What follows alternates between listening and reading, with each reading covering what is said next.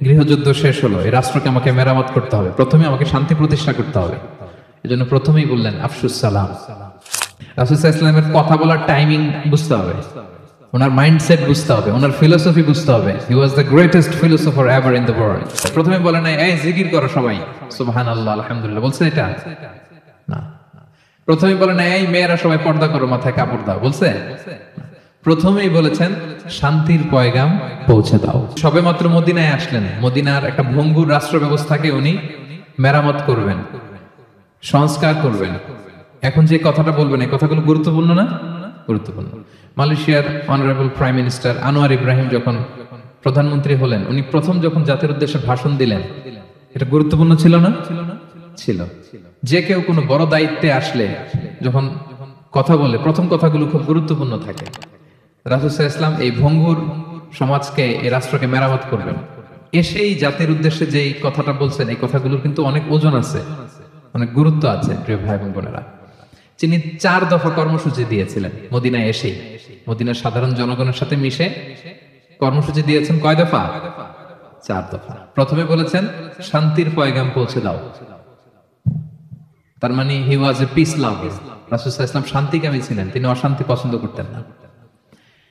Piece and harmony কিভাবে সোসাইটিতে ensure করতে হয়, এটা ছিল ওনার লক্ষ্য। প্রথম কথা থেকে বোঝা যায়। প্রথমে বলে না এই জিকির করো সবাই সুবহানাল্লাহ আলহামদুলিল্লাহ, বলছে এটা না।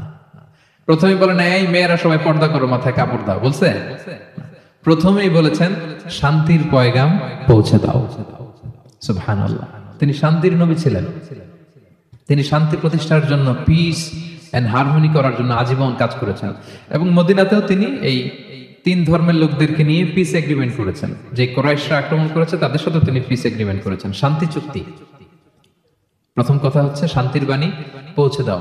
কারণ মদিনাতে রাসূল সাল্লাল্লাহু আলাইহি ওয়াসাল্লাম হিজরতের 5 বছর আগে একটা গৃহযুদ্ধ হয়েছিল, প্রচন্ড বড় গৃহযুদ্ধ। এটাকে বলে বুআসের যুদ্ধ। বুআস আউস এবং খাজরাজ ট্রাইবের মধ্যে।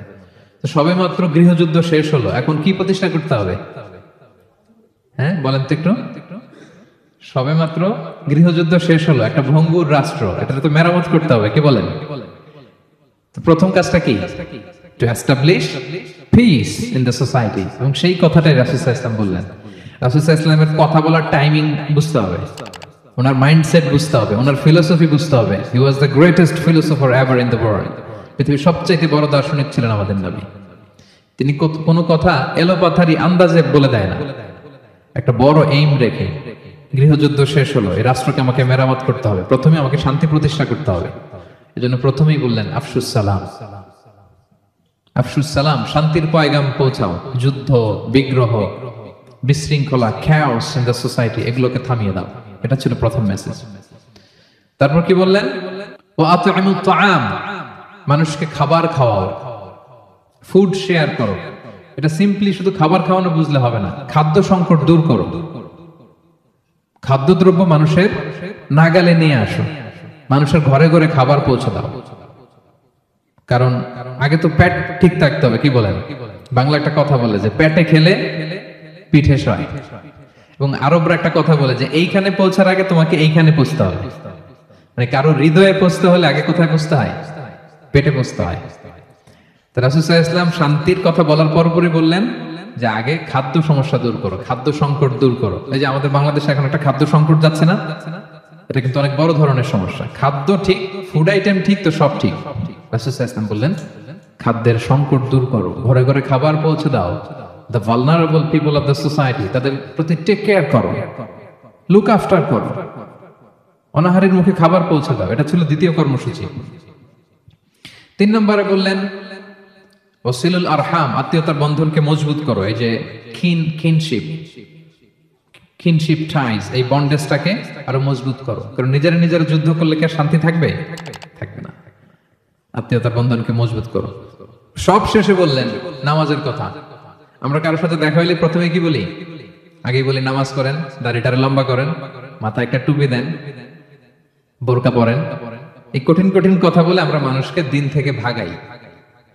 তো রাসূল সাল্লাল্লাহু আলাইহি ওয়াসাল্লাম প্রথমে বললেন পিস এস্টাবলিশ করো।